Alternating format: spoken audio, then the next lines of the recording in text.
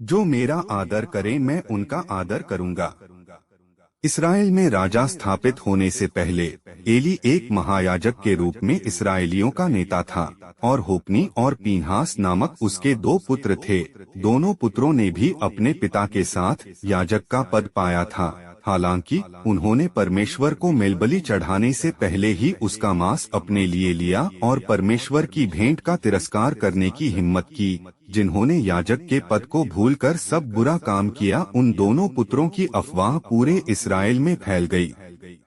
उसे सुनकर एली ने अपने पुत्रों से आग्रह पूर्वक कहा कि वे कुकर्म करना बंद करें। तो भी उन्होंने न तो अपनी गलती के लिए पछतावा किया और न ही अपने कुकर्म से फिरे। तब परमेश्वर के एक जन ने एली के पास आकर उसे परमेश्वर का वचन सुनाया।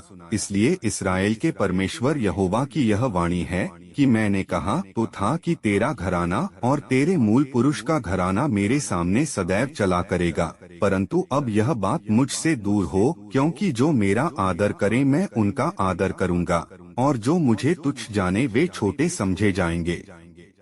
एली के दो पुत्रों ने परमेश्वर की निरंतर चेतावनियों को नजरअंदाज किया और अपने कुकर्मों को नहीं छोड़ा। अंत में वे एक ही दिन मर गए। इसके विपरीत शमूएल को, जो अपने पूरे हृदय से परमेश्वर का भय मानता था, इसराइल के आखिरी न्यायी के रूप में स्वर्ग प्रदत्त आदेश दिया गया। वास्तव में शमूएल याजक, जिसने बाद में राजा दाऊद का अभिषेक किया, याजक के परिवार में नहीं जन्मा था। वह एक मनुष्य था जो उसकी माता हन्ना के मन्नत मांगने के बाद परमेश्वर को अर्पित किया गया। तो फिर परमेश्वर का अनुग्रह जैसा शमूएल पर था, वैसा एली के दो पुत्रों पर क्यों नहीं रहा? वे सिर्फ इस तथ्य से परमेश्वर की आशीष पाने के लिए पर्याप्त थे कि वे पवित्र तेल से अभिषिक्त किए गए महायाजक के परिवार में जन्मे थे। इसके बावजूद वे नष्ट हुए क्योंकि उन्होंने परमेश्वर का भय नहीं माना और पापों का ढेर लगाया।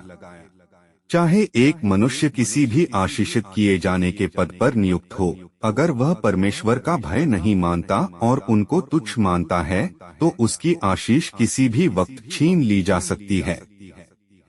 जो मेरा आदर करे मैं उनका आदर करूंगा और जो मुझे तुच्छ जाने वे छोटे समझे जाएंगे।